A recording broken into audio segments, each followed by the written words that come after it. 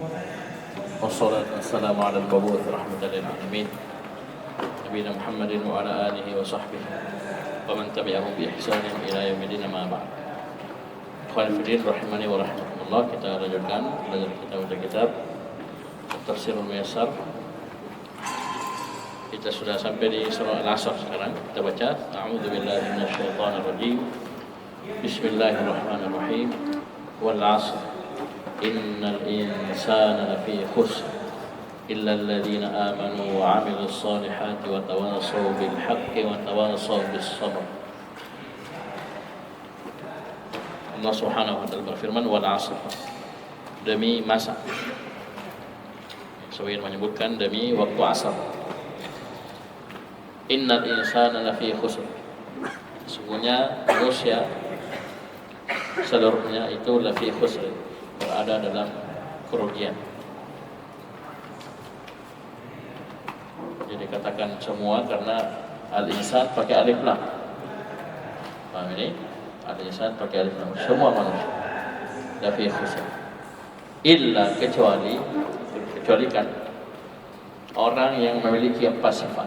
Yang pertama, illal ladzina amanu, kecuali orang-orang yang beriman. Satu. Yang kedua, wa 'amilus shalihat, mereka beramal dengan amalan saleh. Tiga, wa tawassaw bil haqq, mereka saling berwasiat dengan kebenaran. Keempat, wa tawassaw bis sabr, mereka saling berwasiat dengan kesabaran. Ini kalian sudah dapat di kitab apa? Kitab apa ini? Surah ini Thalathatul Usul. Ya. Di mana Syekh Muhammad bin Abdul Wahhab rahimahullah berkata, "I'lam rahimakallah annahu yajibu alaina ta'allumu arba'i masail. Al-ula al-ilmu wa huwa ma'rifatullahi wa ma'rifatu nabiyhi wa ma'rifatu dinil Islam wal adillah. Tsaniyatu al-'amalu bih. As-salisatu ad-da'watu ilaih. Ar-rabi'atu as-sabru 'ala al-adabi wa dalil qaulullah ta'ala." Beliau sebutkan surah Al-'Asr. Di situ luar biasa ya. Beliau pahami ini hukumnya wajib. Kenapa wajib? Kalau kita tidak wujudkan, karena ancaman. Ya, kerugian, betul-betul merugi. Yang tidak merugi yang punya empat sifat ini. Paham ini? Ilmu, amalan, dakwah dan sabar. Baik. Kita baca tafsir ayat ini di samping wal 'asr. Perhatikan situ wawunya, itu wawu qasam namanya. Dan wawu qasam itu termasuk dari huruf jar. Huruf jar. Ya, Rasulullah sudah ya, fi, ala, min, ila. Ini wawu juga, wawu maknanya sumpah, qasam itu adalah huruf jar. Oleh karena itu wal 'asri, al-'asri dikasrah akhirnya karena dia majrur. Siapa yang jar dia? Ini wawu qasam namanya. Paham ini? Lah sekarang kalau antum dapat sumpah ya seperti ini dalam Al-Quran, dapat sumpah maka harus cari 4. Kalau antum dapat sumpah, cari 4 perkara. Yang pertama, qasam itu sendiri. Mana sumpah? Ya, kita bilang sumpahnya sini wow sini, wow qasam. Paham ya? Itu sumpah. Yang kedua, al-muqsim. Siapa yang bersumpah? Saya tanya kalian, siapa yang bersumpah? Allah Subhanahu wa taala. Ini firman Allah Subhanahu wa taala turunkan kepada Nabi Muhammad sallallahu alaihi wasallam, yang bersumpah Allah Subhanahu wa taala. Jadi al-muqsim adalah Allah ya, catat itu qasam wawunya. Al-muqsim dari af'ala yaf'ilu aqsama yuqsimu. Muqsim isim fa'il, yang bersumpah adalah Allah Subhanahu wa taala. Yang ketiga, al-muqsam bihi, yang dipakai bersumpah. Allah yang bersumpah. Sumpahnya wow. Apa yang Allah pakai sumpah? Al-'asri. Allah bersumpah dengan masa, waktu atau waktu asar. Jadi al-muqsam bihi ini al-'asr. Ya. Al-asr. Terakhir yang keempat adalah al-muqsam alaih. Apa yang disumpah? Al-muqsam alaih. Kan seperti orang anak-anak misalnya disumpah, wallahi saya tidak mencuri. Kan begitu. Mana sumpahnya? Wallahi. Paham kan begitu? Siapa yang bersumpah? Anak kecil itu. Muqsam bihinya dia pakai Allah, nama Allah. Apa muqsam alaihnya? Apa yang dia sumpahi? Bahwasanya dia tidak mencuri. Sekarang mana muqsam alaih di sini?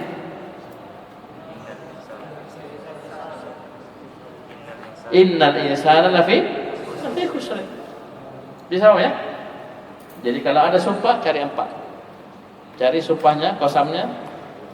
1, yang kedua cari muksim, siapa yang sumpah, siapa yang bersumpah.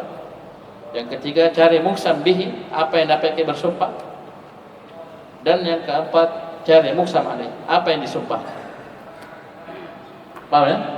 Itu semua sumpah cari yang 4.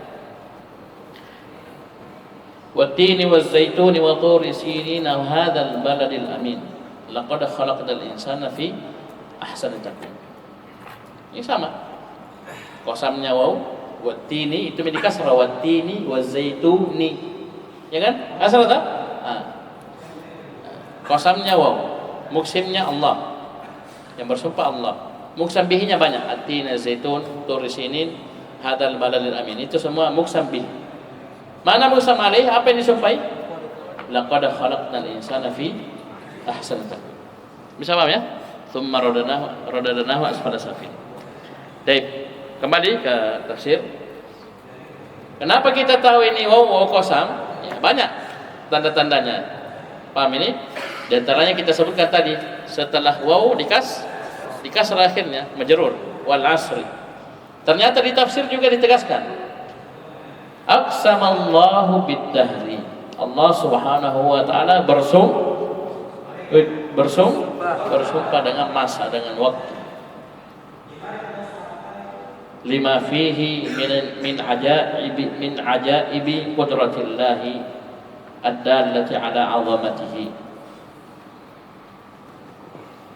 Allah bersumpah dengan masa, dengan waktu, karena apa yang ada padanya pada masa tersebut dari keajaiban kemahakuasaan Allah Subhanahu wa taala. Yang mana ini semua menunjukkan akan keagungan Allah Subhanahu wa taala. Coba lihat itu masa waktu yang kita sekarang berada di dalamnya. Masa waktu ya, dari dulu sampai sekarang, sampai hari kiamat. Ini waktu semua. Ya alhamdulillah. Ini dahar semua, ini al-asr semua. Masa waktu dalamnya terjadi kebaikan, kejelekan, terjadi ini, terjadi itu. Amin. Ini semua menunjukkan keagungan Allah Subhanahu wa taala, kemahakuasaan Allah Subhanahu wa taala. Di satu waktu yang bersamaan terjadi banyak kejadian luar biasa. Jadi Allah bersumpah dengan apa? Dengan al-asr, yaitu ad-dahr. Itu masa. Apa yang Allah sumpahi? Al-muqsam alaih. Ala. Coba lihat, ada huruf ala itu sama kan? Al-muqsam alaih. Allah bersumpah dengan masa, bahwasanya anna bani adama lafi halakatin wa nuqsanin. Bahwasanya anak cucu Adam, manusia seluruhnya itu berada dalam halakah, dalam kebinasaan, wa nuqsan, dalam kerugian, kekurangan. Ya. Bisa dipahami ini? Ini al-muqsam alaih. Al-muqsam alaih. Kemudian para ulama yang menulis tafsir Al-Muyassar ini mengingatkan kita, dan ini berulang di banyak tempat ya. Kata mereka, la yajuzu wa la yajuzu lil 'abdi ay yuqsima illa billahi. Dan tidak boleh bagi hamba untuk yuqsima, untuk bersumpah kecuali dengan nama Allah Subhanahu wa taala. Nanti kalian akan dapati di pelajaran kitab Tauhid, bersumpah dengan selain nama Allah itu masuk ke kesyirikan. Ya, walaupun asalnya dia syirik asghar. Bisa meningkat syirik akbar ya ketika di dalam hati orang tersebut betul-betul pengagungan ya kerendahan pada selain Allah itu mendominasi. Paham ya? Ini bisa jadi syirik akbar. Walaupun asalnya dia syirik asghar. Paham ya? Itu kesyirikan ya. Tidak boleh kita bersumpah dengan selain nama Allah Subhanahu wa taala. Ini para puitis ya, para pujangga ya, tukang bikin syair pujian ini hati-hati. Ini biasanya mereka gunakan demi ini ya, hati-hati ya. Tidak boleh sumpah dengan selain nama Allah Subhanahu wa taala. Kenapa tidak boleh? Fa innal qasama bi ghairillahi syirkun, karena bersumpah bersumpah dengan selain nama Allah Subhanahu wa taala adalah kesyirikan. Ya, adalah kesyirikan. Subhanallah di sini diperkecualikan. Illa, kecuali. Siapa? Tidak sebutkan nama. Tidak sebutkan suku. Tidak sebutkan pangkat dan jabatan. Ya. Tidak sebutkan nenek moyangnya siapa, tidak. Tapi disebutkan sifat. Ya. 4 sifat disebutkan sini. Illal ladzina amanu, kecuali orang-orang yang beriman. Ya, rukun iman ada berapa? Ada 6. Dia beriman. Ya. Dan rukun iman ada 6. Iman kepada Allah, kepada malaikat, kitab, rasul, hari akhirat, dan takdir. Bisa paham ini? Ini orang-orang beriman. Tapi kenapa Syekh Muhammad bin Abdul Wahhab rahimahullah menyebutkan di poin yang pertama yang wajib kita pelajari adalah al-ilmu? Jawabannya karena keimanan itu pasti dibangun di atas ilmu. Ilmu adalah dasar dari keimanan.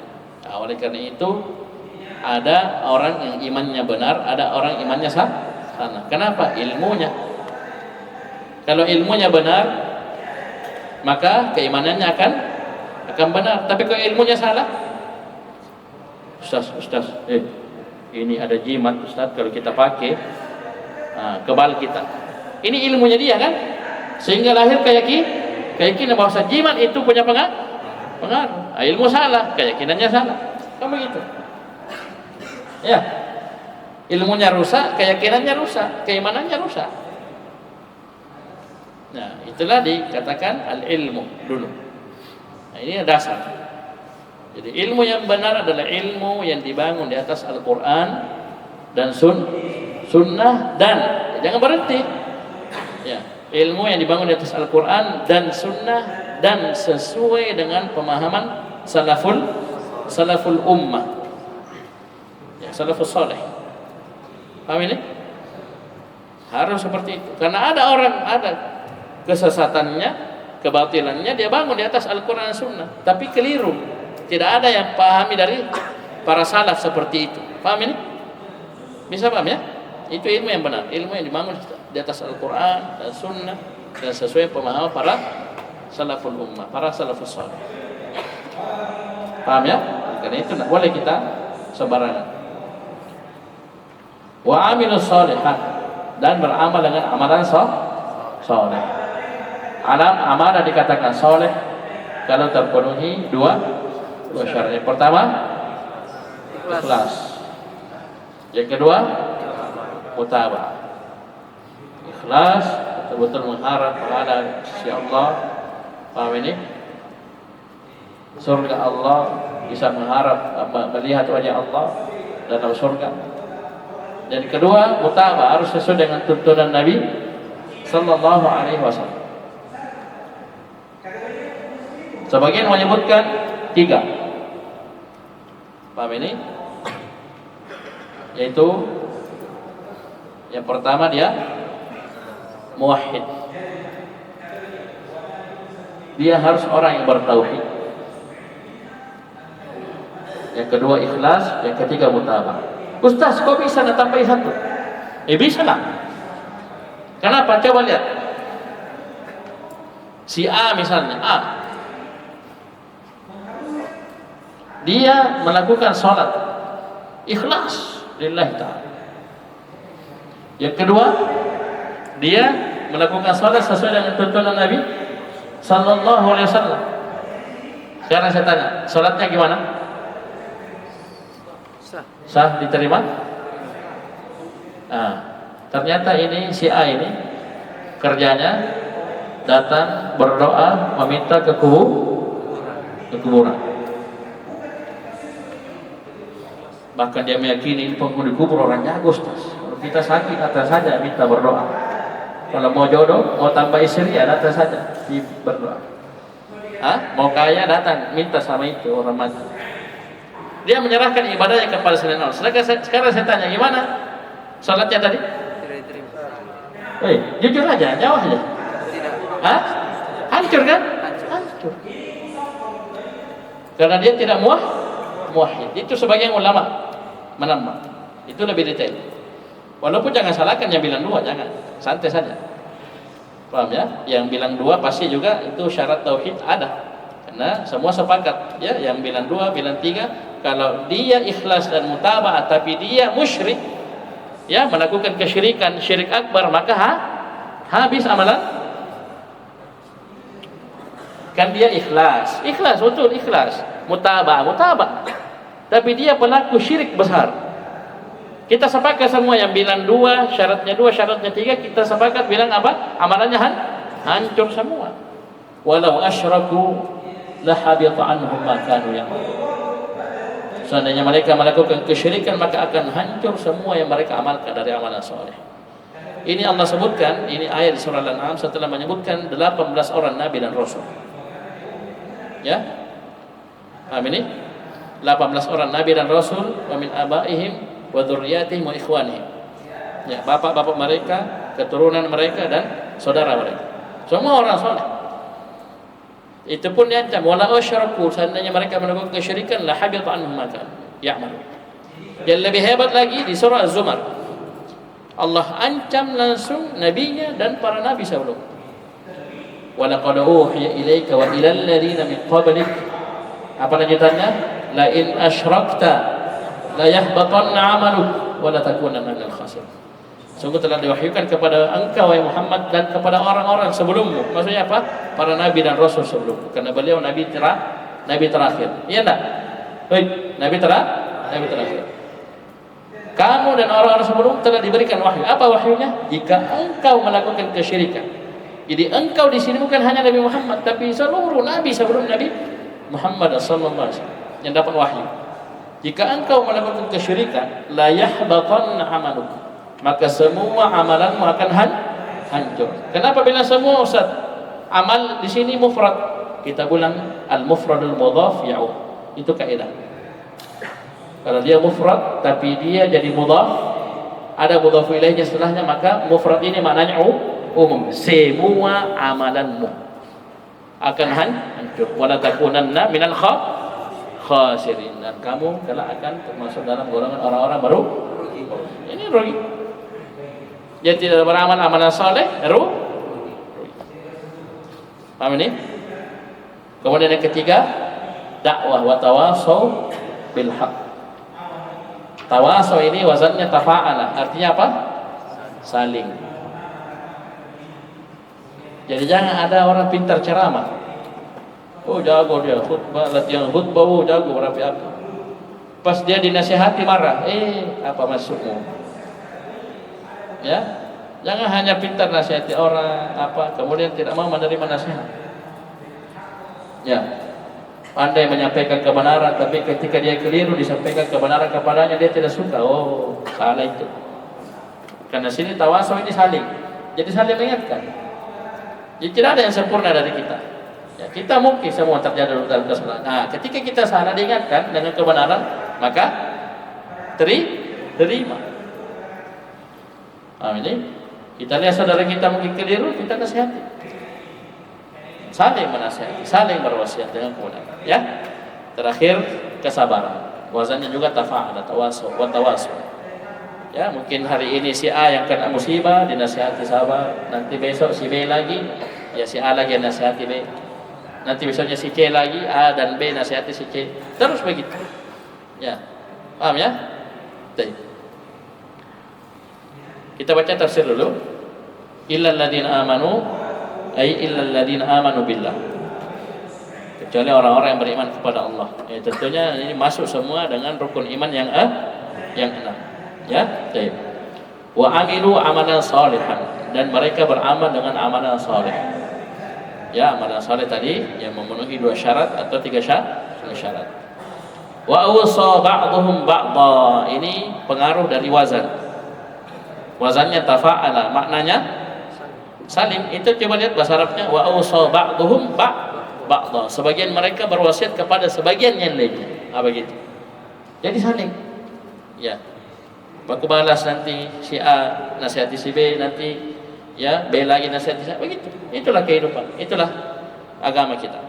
Saling berwasiat. Sebagian mereka berwasiat dengan sebagian lainnya dengan al-istimsaki bil haq, dengan berpegang teguh dengan kebenaran. Istimsak sama dengan tamassuk. Cuma beda wazan. At-tamassuk tafa'ala, istimsak istaf'al, istamsaka istamsak. Wal amali bi ta'atillah, mereka saling berwasiat sebagainya kepada sebagian lain dengan beramal dengan ketaatan kepada Allah. Kemudian wasabari ala dzalik, dan bersabar di atas itu semua. Jadi ini tidak bisa lepas ya, kalau kita bahas surah ini ya pasti kita menyinggung sedikit dengan apa yang disebutkan oleh Syekh Muhammad bin Abdul Wahhab rahimahullah dalam Thalathatul Usul. Bisa ya? Karena paham beliau jauh lebih dalam. Buktinya beliau sarikan itu makna ya dalam matan Thalathatul Usul. Ketahuilah, i'lam rahimakallah annahu yajibu alaina, wajib. Dari mana hukum wajib itu? Itu tadi.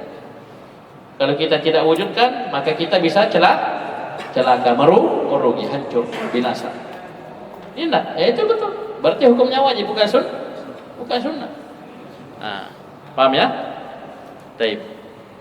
Dan ketika beliau menyebutkan tentang ilmu, langsung beliau bilang ma'rifatullah wa ma'rifatu nabihi wa ma'rifatu dinil islami bil adillah. Dan inilah salah satu usul.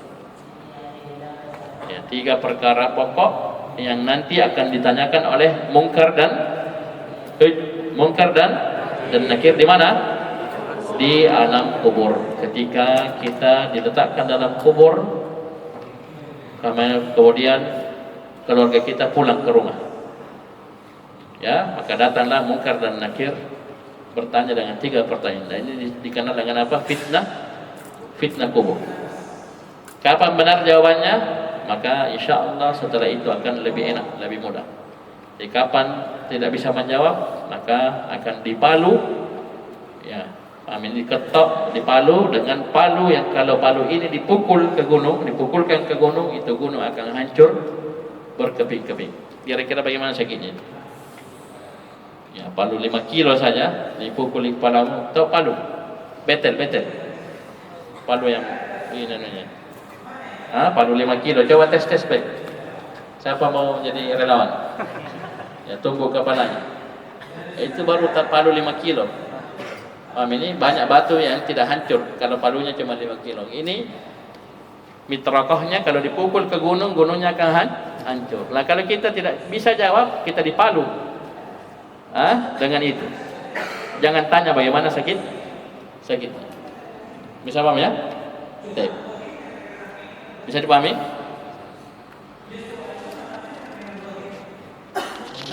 Khairuddin rahimani wa rahimakumullah. Sini masail atau faedah yang bisa kita ambil. Yang pertama, hendaknya kita memanfaatkan waktu dan umur. Ya, ini Allah bersumpah dengan waktu, dengan masa ini karena ya pentingnya perkara ini. Bagaimana kita menjaga waktu, memanfaatkan waktu, umur yang ada. Ya, kita mengambil pelajaran ya dari kejadian-kejadian yang terjadi di waktu tersebut. Ini kan waktu ini Nabi bisa orang lepas dari waktu. Dan waktu terus berjalan dan banyak kejadian yang bisa kita ambil petik pelajaran. Ya. Khususnya kita santri kan kita lihat dengan mata kepala, ini ada orang nakal. Ya, paham ini? Enggak mau serius belajar, main-main, melanggar, padahal sudah enak, makan gratis, ya. Minum gratis, pakai AC, tidur enak, kasurnya gratis. paham ini, buang air gratis. Allah cabut nikmat itu karena dia tidak amanah. Dikasih amanah, ada peraturan, ada tugas, ya dia tidak mau. Sudah. Emang gampang cari makan di luar, cari tempat tinggal. Orang harus kerja, cari makan, untuk harus kos, bayar bulanan, uang sewa. Ya, ini kalian gratis. Itu kan pelajaran. Ya, kejadian yang kita bisa ambil ibrah. Jangan seperti dia, kan begitu. Ya, atau kita melihat ada yang sudah bertahun-tahun mondok, bahkan sudah pindah dari satu pondok ke pondok yang lainnya, kurang hasilnya, bahkan nol. Dia begitu saja, tak mau berubah. Ambil pelajaran, jangan begitu. Ya, bukan masalah pondok, masalahnya sama kita. Ya, buat biar 100 pondokmu, kalau kau tidak semangat belajar, jujur dalam belajar, tidak ikhlas dalam belajar, tidak perbaiki niat dalam belajar, ses saja. Iya. Ada cuma minum, sudah dari sana, pindah sini, pindah. Dia cuma tes. Paham ini? Itu pelajaran terjadi di dahar, di asar, di waktu itu. Ya, kita ambil pelajaran. Ya, jangan biarkan kejadian berlalu begitu saja. Ambil pelajaran, ambil ibrah. Ya, banyaknya orang-orang sesat, ya, menyimpan, jauh dari ilmu agama yang benar, jauh dari ilmu, jauh dari hidayah. Allah sudah kasih depan mata kita ini. Kita berada di atas hidayah, di atas ilmu yang benar, ya, dikelilingi dengan teman-teman yang baik. Itu jaga itu nikmat, jangan sampai lepas. Karena jangan kira kalian akan terus begini, tidak. Ya, bisa jadi dosa kita jadi sebab Allah cabut itu nikmat. Ya, itu nikmat itu juga butuh dijaga. Ya. Yang kedua, min asbabil khasarah, dari sebab-sebab hamba itu merugi. Di mana? Dunia, alam barzah dan akhirat. Paham ini? Apa sebabnya? Lawan dari 4 tadi. Ya, ilmu, alam, amalan, dakwah, dan sabar. Mau merugi? Ya, lawan 4 ini. Apa lawannya ilmu? Jahil, bodoh, tidak mau belajar, rugi. Paham ya? Umurnya habis, tidak ada dia dapat apa-apa. Rugi karena dia tidak tahu, orang jahil. Tidak tahu ternyata ini hidup kita bisa dapat pahala, bisa raih surga, selamat dari neraka. Paham ini? Bisa beramal soleh, bahkan ada pahala jariah dengan ilmu yang dia punya. Yang kedua, amalan. Mau rugi? Tidak beramal, tidak mengamalkan ilmu. Ya sudah, bisa jadi mirip Yahudi, ada ilmunya tapi dia tidak amal. Bagaimana orang Yahudi? Maghdubi alaihim, kan begitu. Yang ketiga, dia tidak dakwah. Ya, paham ya? Dan yang keempat, dia tidak sabar. Ini sebab kerugian. Yang ketiga, min asbabi an-najati minal khasar, sebab-sebab keselamatan dari kerugian. Nah, ini apa yang disebutkan? Ilmu, amal, dakwah, sabar. Illal ladzina amanu 1 wa amilus shalihat 2 wa tawassaw bil haqq 3 wa tawassaw bis sabr. Mau selamat, pegang 4 ini. Pasti selamat. Pasti. Allah yang bilang kok, sungguhnya manusia semua dalam kerugian kecuali ini 4. Allah tidak mungkin ingkari janjinya. Kita miliki 4, pasti selamat, pasti. Ya, kalian belajar baik-baik, sudah belajar amalkan, dakwahkan, dan sabar di atas. Sabarnya ini bukan hanya sabar saja, tapi sabar dalam berilmu, dalam belajar. Yang kedua, sabar dalam beramal. Ketiga, sabar dalam berdakwah. Dan yang keempat, sabar dalam sabar itu sendiri. Karena ada orang bilang sabar tapi ada batasnya. Nah, itu berarti dia tidak sabar di atas kesabarannya. Dia sabar 1 kali, 2 kali, 10 kali sabar. Kali yang ke-11 tidak sabar. Berarti dia tidak sabar di atas kesabarannya. Karena sabar adalah ibadah juga, kewajiban bahkan. Dan butuh sabar juga dalam sabar. Ya ayyuhalladzina amanu sabiru wa sabiru. Paham ini? Butuh sabar di atas kesabaran. Bisa ya? Dan sabar itu ada 3. Sabar dalam melaksanakan ketaatan.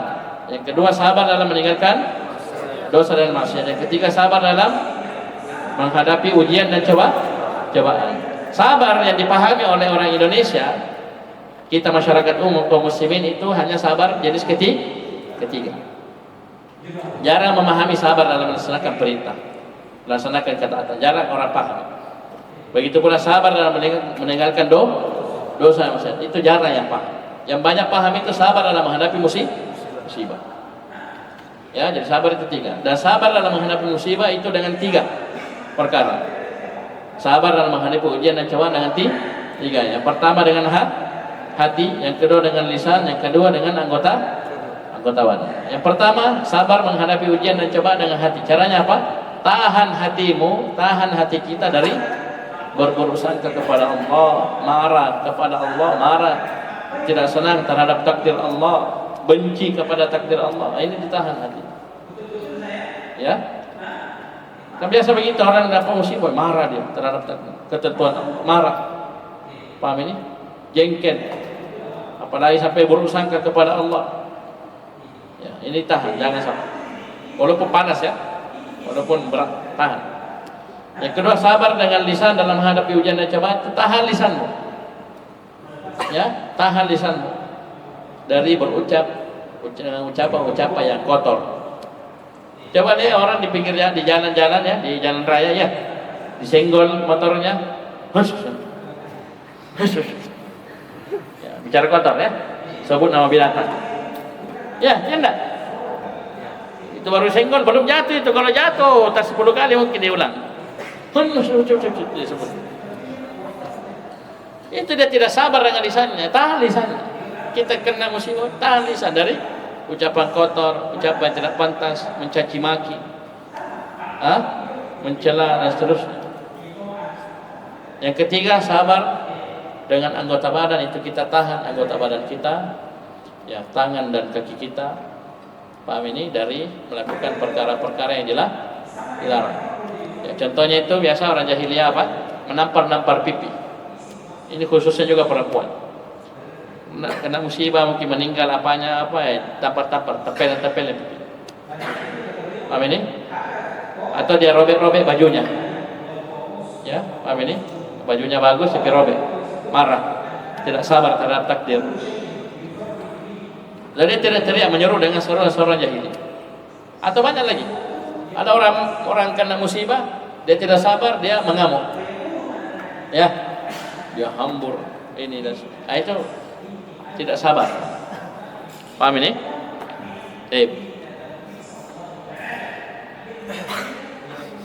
Dan tentunya jangan lupa ucapan Imam Syafi'i rahimahullah tentang surah ini apa? Lau ma anzalallahu hujjatan ala khalqihi ila hadhihi surah lakafathum. Kalau di tafsir Ibnu Katsir disebutkan dengan lafaz lau tadabbaran nasu hadhihi surata lawasi'athum. Ini mirip maknanya, walaupun ada perbedaan sedikit. Seandainya manusia mentadabburi surah ini, maka surah ini akan mencukupi mereka. Maksudnya apa? Mencukupi kita dalam motivasi ya untuk selamat dari kerugian. Motivasi, dorongan dalam mewujudkan 4 perkara: ilmu, amalan, dakwah dan sabar. Ini cukup. Ya, bukan cukup semua syariat apa tercakup sini, tidak. Ya, tapi dalam apa itu tadi? Mendorong kita, ya, menyemangati kita, memotivasi kita untuk selamat dari kerugian. Paham ini? Baik. Dan dalam 4 perkara ini secara khusus: ilmu, amalan, dakwah dan sabar. Ya. Kita ulang-ulang saja, itu luar biasa. Siapa mau rugi dunia alam barzakh akhirat? Tidak ada yang mau selamat dari kerugian. Wujudkan apa itu? Ya, ilmu, iman, amalan, dakwah dan sabar. Insyaallah selamat. Ya, karena Allah sudah sebutkan illal ladzina amanu wa amilus shalihat wa tawassaw bil haqq wa tawassaw bis sabr. Cukup dulu, insyaallah kita lanjut nanti surah At-Takatsur. Subhanallah wa bihamdihi, asyhadu an la ilaha illa anta, astaghfiruka wa atubu ilaik.